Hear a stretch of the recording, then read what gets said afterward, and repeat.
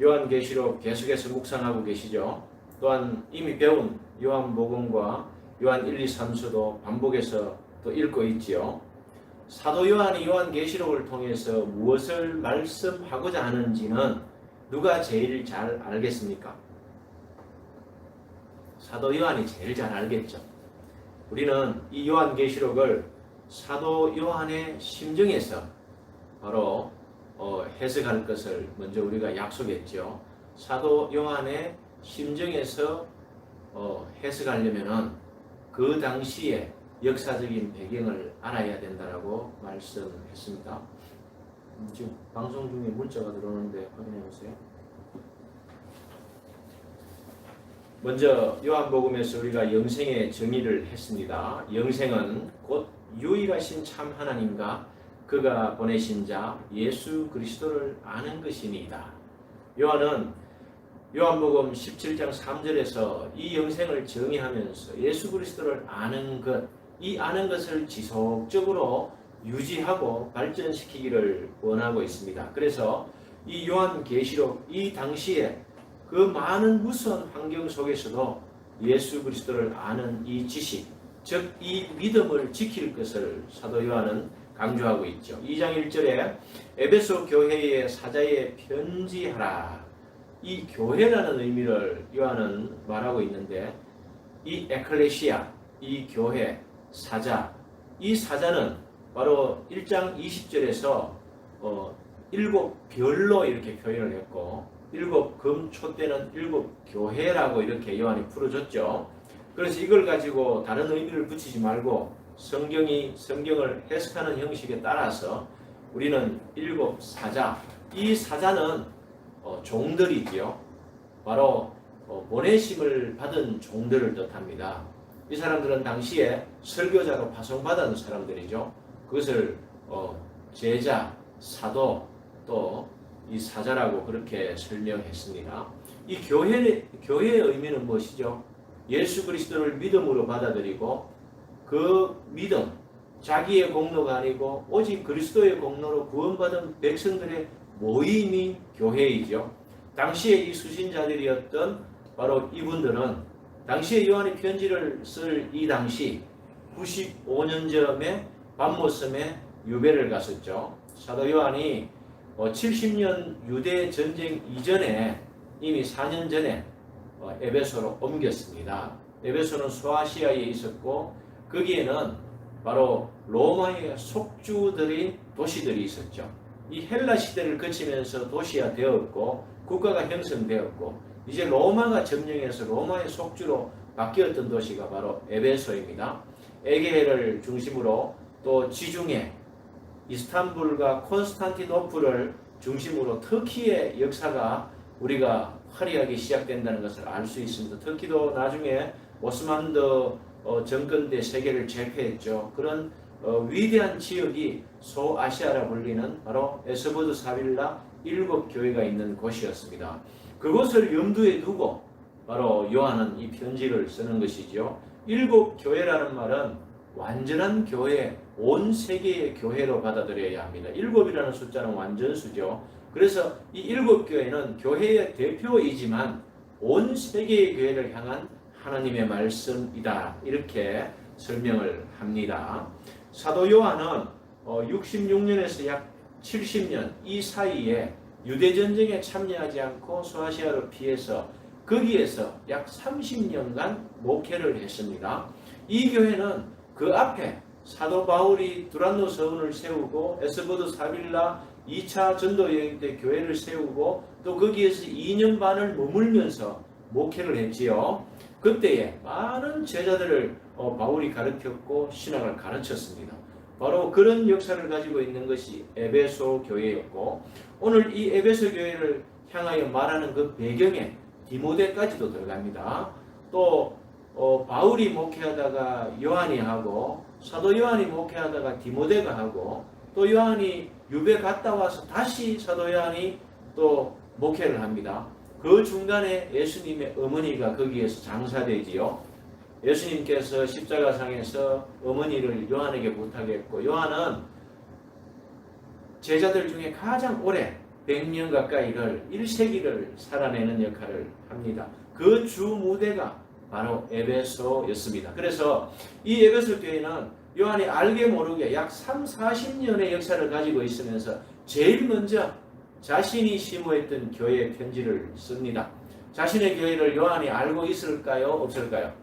반모섬에 잠시 유배 95년에서 96년 유배 시절에 에베소 교회를 손바닥 들여다보듯이 알고 있지요. 거기에서 에베소 교회에 사도 요한은 이렇게 편지를 쓰고 있습니다. 내가 내 행위와 수고와 내 인내를 알고, 이 안다는 말은 우리가 예수 그리스도를 아는 것이다, 기노스코죠. 그런데 여기서는 오이다로 표현합니다. 이 기노스코는 공부해서 알고, 들어서 알고, 믿어서 알고, 기도해서 체험해서 알고, 또 7가지 표적을 보고 그것을 보고 또 알고, 이것을 바로 훈련받고 아는 것을 기노스코로 합니다. 이 훈련이 깊어지면은요, 오이다로 변하게 되는 것이죠. 척범은 압니다. 그래서 요한은 이 안다는 말은 불꽃같이, 예수님의 눈을 표현할 때 불꽃같이라고 했죠. 그 눈이 다 보고 우리의 안고슴을 다 알고 일투적을 다 알고 우리 심중에 있는 이 신장이 면역을 담당하죠. 이 신장에서 생각을 많이 하게 되면 신장이 상합니다. 그 신장까지도 안다는 이런 걸 다 포함해서 안다. 너희 속을 들여다보고 안다. 이렇게 해석을 하시고, 여기에서 행위와 수고는 뭡니까? 밑에 절에서 보면은 바로 이단들을 이기고 교회를 지켜낸 것이지요. 하지만 그러나 4절에 내가 너를 책망할 것이 있나니 너의 처음 사랑을 버렸다. 교회가 형성되고 약 40년이 지나다 보니까 이제 그 처음의 사랑, 그 처음 사랑은 뭐죠? 초대교회 형제자매들이 모여서 교회를 이루면서 서로 사랑했지요. 불상교통하고 사도행전 2장에 보면은 서로 나누어주고 내 것을 내 것이라 하지 아니하고 오직 성령을 기다리면서 서로 떡을 대면서 주님을 기념하면서 그렇게 했던 첫사랑의 교회, 그것이 바로 에베소 교회였습니다. 우리 처음 믿을 때에 그런 뜨거움이 있지 않습니까? 그 사랑이 교회의 시간, 지금 사도 요한은 영적인 시간입니다. 구약의 앞의 역사를 통틀고 그리고 앞으로 올 시대의 역사까지도 다 말해서 요한은 말하지만은 또 예수님께서 오셔서 행하셨던 그 역사 속의 시간들, 그 시간들을 토탈해서 요한은 말하고 있는 것이죠. 그러므로 어디서 떨어졌는지를 생각하고 회개하여 처음 행위를 가지라 하고 이렇게 권면합니다. 이 편지의 대부분 지금 에스보드 사빌라 7교회 중에 오늘 4교회를 할 텐데요. 이렇게 처음에는 인정해 줍니다. 칭찬하는 것이죠. 내가 다 안다, 수고했다. 그리고 책망하는 것입니다. 그리고 이 책망은 권면을 포함해서 믿음을 끝까지 지킬 것을 권면하고 있지요. 6절에 오직 내게 이것이 있으니 내가 니골라당의 행위를 미워하는도다. 예수님이 니골라당을 얼마나 미워했는지를 사도 요한은 적고 있지요. 이 니골라당 뒤에 가면은 이 발람의 교훈, 이런 교훈들을 미워했다는 것입니다. 4교회에 각자 얘기했지만은 7교회를 합쳐서 우리는 다 들어야 돼요. 그래서 각 교회에 당시에 에베소는 이 파르테논 신전이 있는 곳이죠. 파르테논 신전의 크기가 굉장히 크고 세계적으로 유명합니다. 하지만 하나님께서 심판하셔서 지진으로 다 묻어서 터키의 유적으로 지금 보호하고 있고, 그것보다도 7배나 큰 아데미 신전이 당시에 건축되고 있었던 그 시기였습니다. 그래서 모든 교회들이 신도시에 살면서 그 로마의 속주로 살면서 로마의 황제 숭배 사상에 젖어 있었다. 그리고 선택의 여지가 없이 팍스 로마나 사상은 바로 그것을 요구하고 있었고 황제를 주와 그리스도로 표현했습니다. 그래서 요한은 반모섬에서 혼자 많은 고민과 기도를 했을 것입니다. 자기가 이것을 평소에 잘 가르쳤으면 또 그렇지 않을 건데, 초대기에 해봐야 100년 안의 역사가 얼마나 전통이 있겠습니까? 신학이 형성되었겠습니까? 그냥 들은 것으로서 믿고 들은 것으로 예배하는 그런 교회였을 것입니다. 그래서 사도 요한은 그 모든 걱정을 하고 있는 차에 성령께서 환상을 보여주시는 것이지요. 그리고 반드시 7교회에 편지를 써서 보내라고 명령하십니다. 이것을 사도 요한이 바로 이렇게 적어서 보내고 있는 것입니다. 7절에 보면 귀 있는 자는 성령이 교회들에게 하시는 말씀을 들을지어다. 권면을 하고 항상 똑같이 귀 있는 자는 들으라고 합니다. 여러분, 이 귀 있는 자는 어떤 자들이었죠? 믿음이 있는 자들이었죠. 이미 복음을 들은 자들이었습니다. 사도들에게 훈련을 받은 사람들이었죠. 설교를 들은 사람들이었습니다. 이 귀 있는 자들은 성령이 교회들에게 하시는 말씀, 바로 이 비밀의 말씀이죠. 당시에 이 편지를 로마가 보면은 알아들었겠습니까? 몰랐겠습니까? 못 들었죠, 그죠? 이게 바로 비밀 편지라는 것입니다. 당시에 로마와 또 이 군대에 보내는 비밀 문서들이 그래요. 문자적으로는 보면 읽어지는데 이해가 안 되는 것입니다. 그런데 성도들은 이렇게 해석을 해내는 것이죠. 지금 목사님이 풀어주지 않습니까? 이 성도들이 알고 있는 거예요. 그래서 바로 오이다와 같이 기노스코가 훈련되어 있기 때문에 오이다로 아는 것이에요. 이것을 바로 사도 요한은 알고 있고, 당시에 그 성도님들이었더라면 알 수 있는 내용으로 적었는데도 로마만 모르는 것이지요. 그렇게 해서 끝까지 믿음을 지키고 선교해라. 우리는 영생을 소유했다. 이것을 설명하고 있는 것입니다. 그렇게 해서 이기는 그에게, 여기서 이기는, 7절에 보면 이기는 싸워서 이긴다는 뜻이 아니에요. 견디에서 이긴다는 것이에요. 우리의 믿음은 바로 그것은 이제 사도들이 유대전쟁에 4년 동안 참여 안 하고 피해서 에베소로 온 사실만 봐도 싸워서 이기는 것이 아니라, 적들과 싸워서 이기는 것이 아니라 피해서 믿음을 지키기 위해서 왔다는 것을 포함하는 이기는 것입니다. 간혹 이 이기는 자가 자신이라는 이단들이 있지요. 그에게는 내가 하나님의 나그네 있는 생명나무의 열매를 주어 먹게 하리라. 이 말씀은 어디에서 나왔죠? 창세기에서 나왔죠. 창세기 1장, 2장, 3장에 가면서 하나님께서 바로 완전한 안식, 우리에게 줄 수 있는 완전한 안식의 마을을 에덴 동산에 만드셨죠. 6일 동안 창조하시고 7일째도 일하셨는데 손을 떼고 쉬신 것이 아닙니다. 7일 때에 안식을 완성하셨어요. 하나님은 한 번도 쉬신 적이 없습니다. 성경에서 한국말로 그렇게 표현해놨는 걸 그걸 쉬었다라고 이해를 하면 안 돼요. 히브리어 원뜻은 완성하셨다는 거예요. 그 완성을 에덴 동산에서 만들어 놓았는데 우리가 죄 때문에 실락은 해버렸죠. 그 실락원에서 다시 회복되는 에덴 동산을 요한계시록에서 적고 있는 것입니다. 그래서 이 나그네 중앙에 생명나무를 두었고 선악을 알게 하는 나무를 두었죠. 모든 각종 과실 속에 이 생명나무가 포함되는 거예요. 그래서 이 나그네 있는 생명나무의 열매를 주신다는 말씀을 우리는 오늘도 생명나무 열매를 먹고 있지요. 말씀으로 먹고 있는 것이지요. 이 말씀이 곧 육신이 되어 오신 그리스도이시요 하나님이시며 성령이시며 이것이 생명나무 열매입니다. 우리가 믿고 자유의지로 말미암아 이 범죄로 가는 것이 아니라 생명나무를 자연스럽게 먹는 신앙까지 올라가야 되는 것이죠. 우리가 구원받은 백성들은 죄로 달려갈 수 있습니까? 그렇지 않습니다. 선악을 알게 하는 그 나무도 있지만 우리는 생명나무로 달려가는 저와 여러분이 되시기를 부탁드립니다. 다음은 서머나 교회에 또 말씀을 쓰지요. 서머나 교회의 사자. 이 교회는 예수 그리스도의 공로로 구원받은 성도들의 모임이죠. 그죠? 이 모임에서 최대한 하나님께 보답하는 행위가 뭐라고 했습니까? 예배이죠. 예배. 함께 예배하는. 거기에 사자는 거기에서 종. 지금으로 말하면 목회자들인데 함부로 목회자라고 말할 수가 없습니다. 예수 그리스도 그분이 진정한 사자이시며 진정한 선지자이시며 그분이 대제사장이시며 그분이 교회의 사자이며 주인이십니다. 그렇게 우리는 해석할 때 교만이 없어질 것입니다. 여기에다가 목사라고 또 심지어는 종교계 이후에 대제사장들이라고 이렇게 끼워 맞추게 하면은 이것은 불손한 행위이고 겸손치 못한 해석입니다. 우리는 대제사장이 맞습니다. 대제사장, 만인제사장 시대에 우리가 예배자로 참여할 때 우리가 제사장으로 참여하는 것이죠. 그것은 모두가 목사의 역할을 하는 것이 아니라 자기 맡은 바 역할을 한다는 뜻입니다.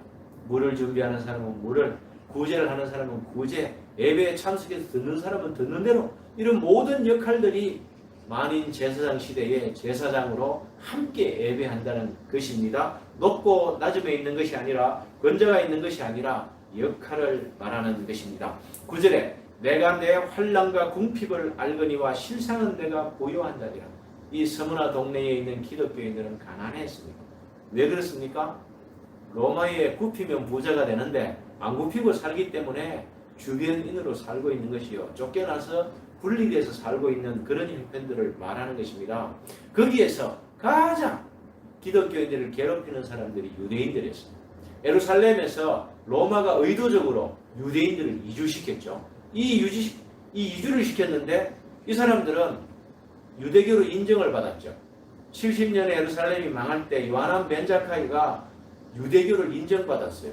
그래서 유대교를 인정받는다는 것은 이들은 황제 숭배 안 해도 범죄가 안 됐어요. 황제 숭배하는 대신에 뭐 했습니까? 희생 제물을 교회 안에서 불살라 바치면서 황제의 만수무강과 번영을 위해서 기도했어요. 이단이죠. 이 짓을, 이것을 하나님께서는 바로 사탄의 회당이라고 9절에서 말하고 있죠. 예수님께서 유대인들은 사탄의 회당이다.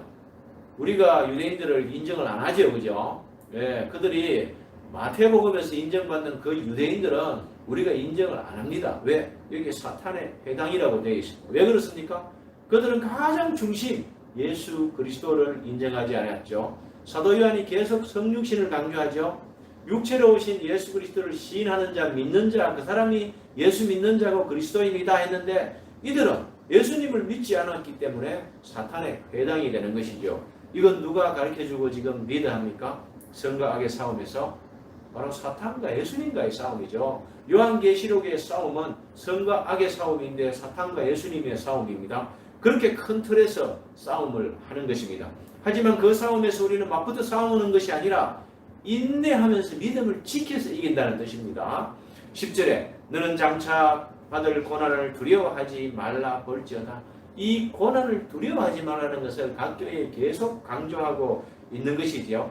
몇 사람을 옥에 던져놓고 순교시키고 십자가에 못 박아도 그것은 영생을 소유하는 길이며 이미 우리는 생명의 면류관을 받아놓은 영원한 생명을 얻은 자들이다. 이것을 강조하고 있는 것입니다. 이때에 바로 이 생명의 관을 내게 주리라. 어때요? 인내하면서 지키는 자에게 생명의 면류관을 너에게 주리라. 이 당시에는 이미 로마 시대의 운동 경기에서 바로 이 면류관을 받죠. 우승한 사람에게 주는 이것을 바로 스테파노스라고 합니다. 이 스테파노스 면류관은 1등한 자에게만 주는 거죠. 다른 사람이 받는 게 아니에요. 하지만은 이 영생의 면류관은 어떤 것을 주는 것입니까? 믿는 자에게 다 주는 것이죠. 하나님이 세상을 이처럼 사랑하사 독생자를 주셨으니 이는 그를 믿는 자마다 멸망치 않고 영생을 얻게 하려 하심이라. 생명, 조의 생명입니다. 우리가 두 가지 생명이 있죠. 비오스 생명, 부모로부터 생명을 우리가 타고났죠. 이렇게 태어나는 걸 비오스 생명, 조의 생명, 물과 성령으로 거듭나서 믿음으로 나는 생명, 이 조의 생명을 얻었다는 것을 이렇게 요한은 표현하고 있습니다. 이때 황제 숭배를 하지 않는 사람들은 바로 이 면류관, 그 당시에 로마가 주는 면류관은 팍스 로마나죠. 그죠? 로마가 주는 양식을 먹고 로마가 지은 도시에서 사는 것이죠. 지금과도 같습니다. 이 주거의 안정을 위해서 국가가 전 주택을 주면서 예배하지 마라 하면은 어떻겠습니까, 여러분? 우리는 그 집을 버리고 광야로 나가서 사막에서 살아야겠죠. 세례 요한과 같이. 그것을 사도 요한은 그 시대에나 지금 시대에나 요구하고 있고 명령하고 있고 전달하는 것입니다. 11절에 귀 있는 자는 성령이 교회들에게 하시는 말씀을 들을지어다. 믿음이 있는 자가 귀 있는 자입니다. 이 귀는 하나님의 말씀을 듣고 깨닫는 능력을 말합니다. 그때 둘째 사망의 해를 받지 아니합니다. 둘째 사망의 해가 무슨 뜻이죠? 둘째 사망의 해는 우리는 한번 태어나서 나중에 살아서 한번 죽지요. 그 다음에 두 번 죽는데 지옥 가는 걸 둘째 사망이라고 합니다. 영원한 사망. 우리는 영생과 영사로 나누어질 때 우리는 영생으로, 이들은 믿지 않는 자, 귀 없는 자들은 영사로 가. 이게 둘째 사망에 참여하는 것이고 불못에 참여하는 것이라고 우리는 지옥 간다는 말을 이렇게 사도 요한은 표현하고 있는 것입니다. 세 번째, 버가모 교회에 보냅니다. 이 버가모는 유명하죠, 그죠? 예, 특히 여행 가면은 이 페르가모 신발, 비싼 신발, 그 양피 가죽 버가모의 뜻입니다. 그 페르가모 신발라는 것이 버가모였습니다. 그렇게 보면은 이 상업과 무역의 중심 도시였다. 에스보드 사빌라가 다 무역의 통로였습니다. 에베소 지역, 에스보드 사빌라 그 지역이, 소아시아 지역이 바로 바다를 끼고 바로 그 지중해의 모든 상권들이 그쪽으로 유입되는, 그리고 로마가 신도시를 만들고 속주를 만들어서 지원해주는 그런 도시였죠. 그렇게 보면은 이 장사하는 사람들은 어떻게 했습니까?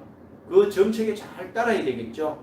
그것이 바로 상인 조합들이 생겼고, 그것이 나중에 신앙생활하는 문제가 되고 음란하게 우상을 섬기는 또 그런 일로 타락하게 됩니다. 그래서 이 버가모에도 네가 어디서 사는지를 안다고 말합니다. 사탄의 권자가 거기에 있고 바로 안디바가 거기에서 순교했고, 이 안디바는 알려지지 않았지만은 이 안디바가 죽을 때 1세기 교부들은 이렇게 기도했습니다. 무쇠솥 있어요. 무쇠솥. 그 무쇠솥 소 잡는 거죠. 그 무쇠속에 넣고 구워주겠다. 이 안디바를, 이 당시에 로마가 믿는 사람들을 색출해내고 기독교 박해하는 방법을 지난주에 알려드렸습니다. 예수 믿느냐? 신앙을 고백하고 똑같이 세 번 묻습니다. 그러고 바로 사형장으로 끌고 갔죠. 그때 한마디만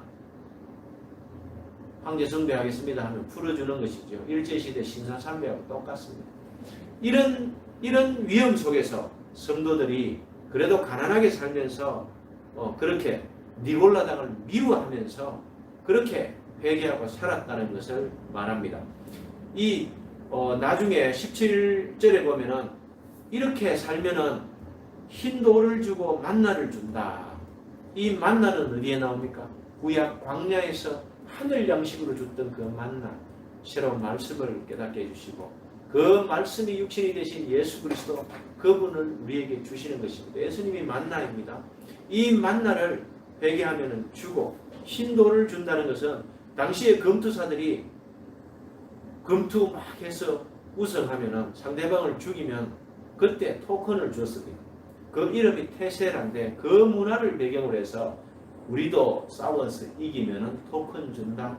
우리는 토큰이라 안 하고 그걸 갖다가 푸세토스라고 한다.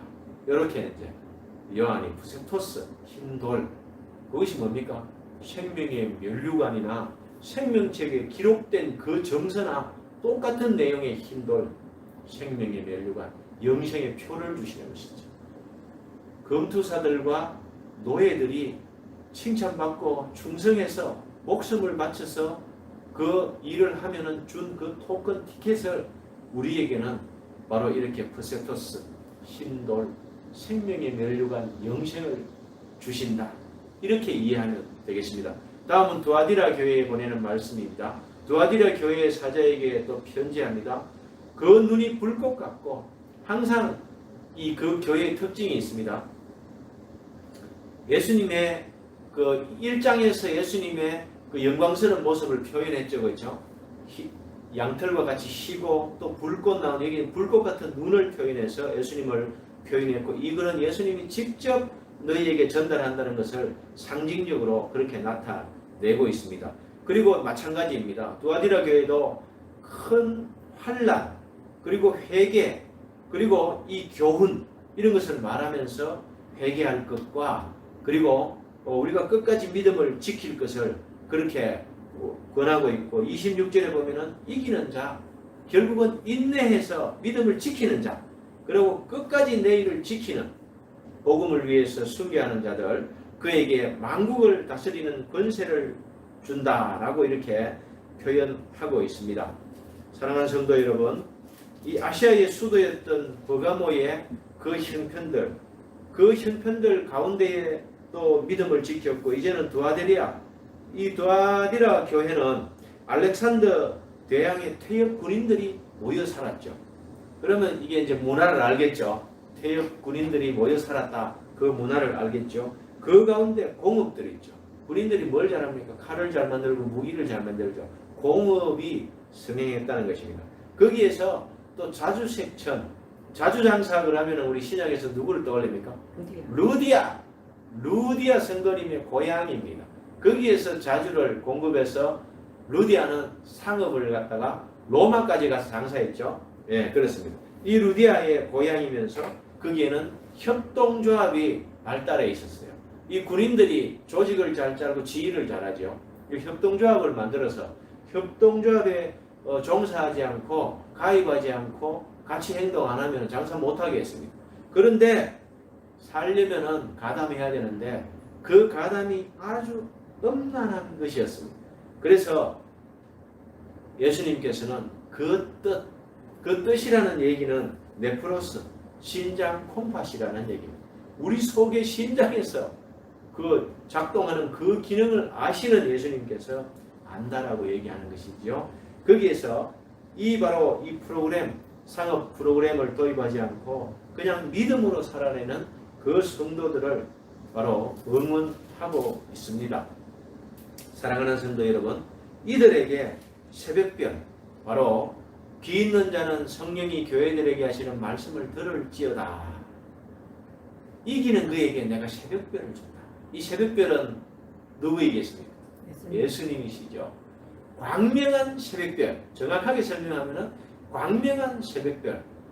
이 요한계시록을 설명하는 틀은 사도 요한은 셉투아진트 70인요.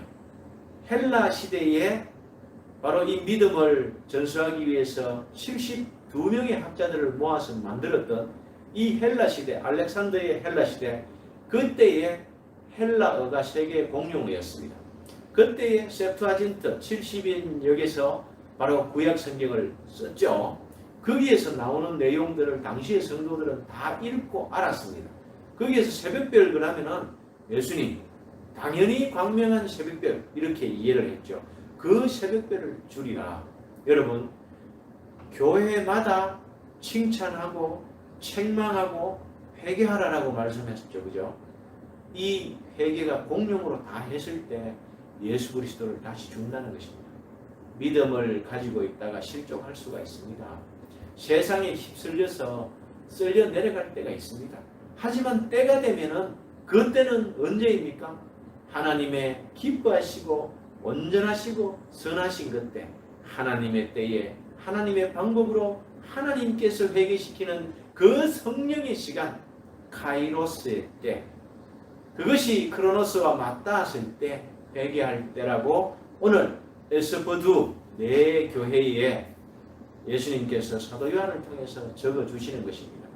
우리는 회개해야 합니다. 그리고 다시 돌이켜야 합니다.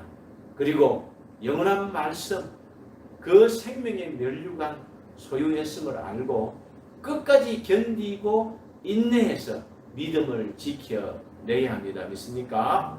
기도하겠습니다. 아버지 하나님, 하나님께서 말씀을 통해서 우리에게 일깨워 주시는 이 역사가 바로 구속사, 영광의 구속사, 예수 그리스도의 은혜의 구속사입니다. 아버지 하나님, 창세 때의 그 완전한 에덴이 이제 요한계시록에서 완전함으로 또 새하늘과 새 예루살렘으로 새 땅으로 새 백성으로 또 거듭나는 것을 우리가 볼 수 있습니다.